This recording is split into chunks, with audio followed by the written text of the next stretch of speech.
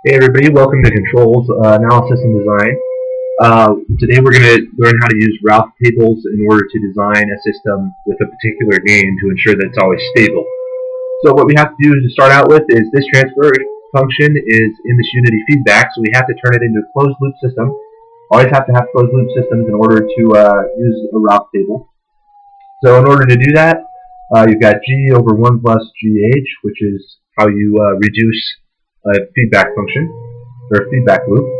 So in doing that, I'm not going to show you. You can look at one of my other videos for that. But s plus 6 all over, it ends up being s plus 6 over s of s plus 1, s plus 4, plus k of s plus 6 times s plus 6.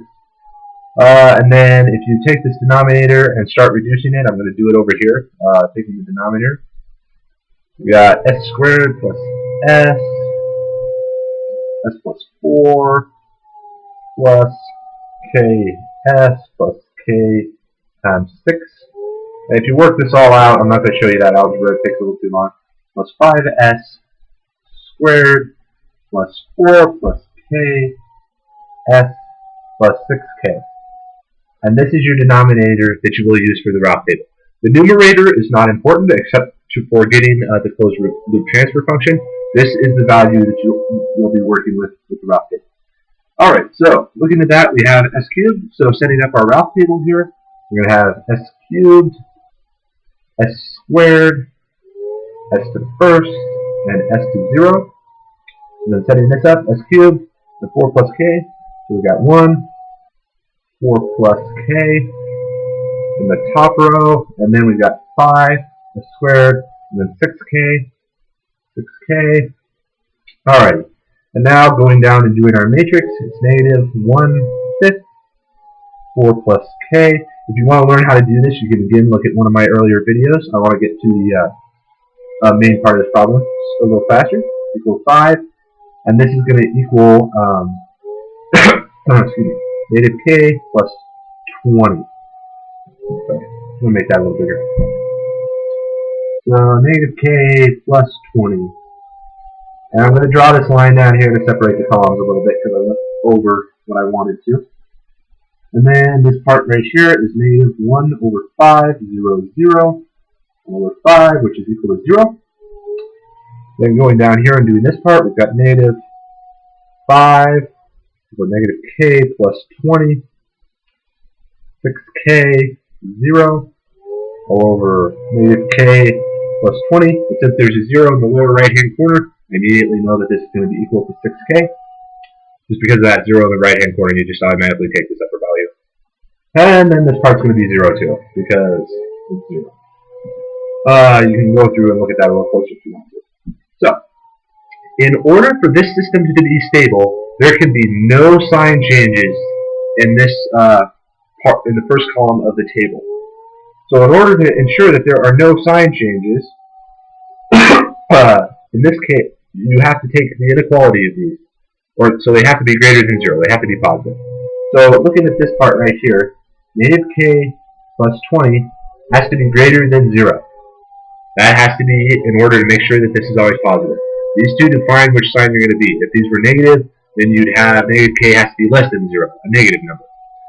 So if we solve this out, we have negative k is greater than negative 20, and then algebra, remember, if you divide by negative k, is less than 20. So that's how the algebra works. Make sure you change that sign, otherwise it'll bite you a little later on. So our first condition here that we think we have is k has got to be less than positive 20. Alrighty, and now looking at this part of the table, we have 6k, again, has to be greater than or equal to 0.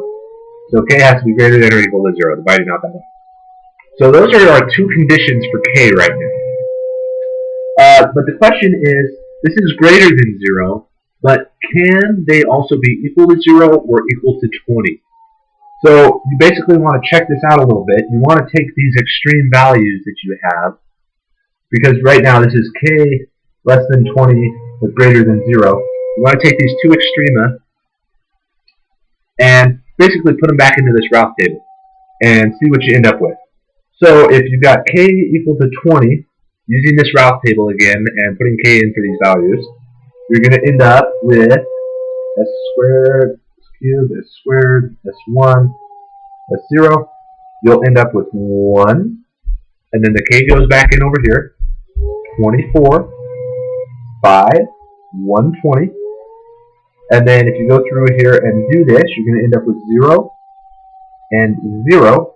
Because what you can do is you can just take these top 4 right here and do the cross product right here. That's how you can take that skip. And then this one's just automatically going to be 0 because there's zeros out here. So that's kind of quick mental math of how to do that without having to write out the matrices. So in this case, we've got a row of zeros, so we have to take the derivative of 5s squared plus 120, which is equal to 2s, or 10s. Apologize. 10s. So this is going to be replaced by 10, and then 0 again, and then not quite as with this one. Sorry. If you're looking at this top 4 again for your matrix, you've got a 0 in the lower right hand corner, so it's automatically going to be 120, and then 0 again. So we've got plus plus plus.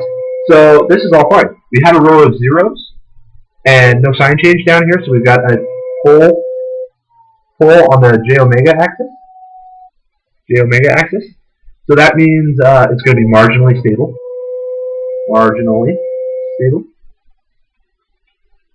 Let me check something here real quick. Okay. And then going over here and checking it with k equal to 0, we'll end up with carrying these across here just like this. S cubed, s squared, so on and so forth. We'll end up with 1, 4, putting k in for these values up here again, and subbing all the way through. With these, remember when you're subbing back in for k, you sub in here and it will change these values. You don't sub into here and just replace that table. You have to resolve the table. You got to remember that. I didn't mention that before. But then 5, and then 0, and then 4, and 0, and then you get another row of zeros down here. And then you get the derivative of 4s, d over ds of 4s, in order to replace these row of zeros, which is going to give you 4. So you replace that with 4. And that's as far as you can go, but you had this. But there were no sign changes in this even polynomial of s squared. So you got, excuse me, poles on the j omega axis, so marginally stable.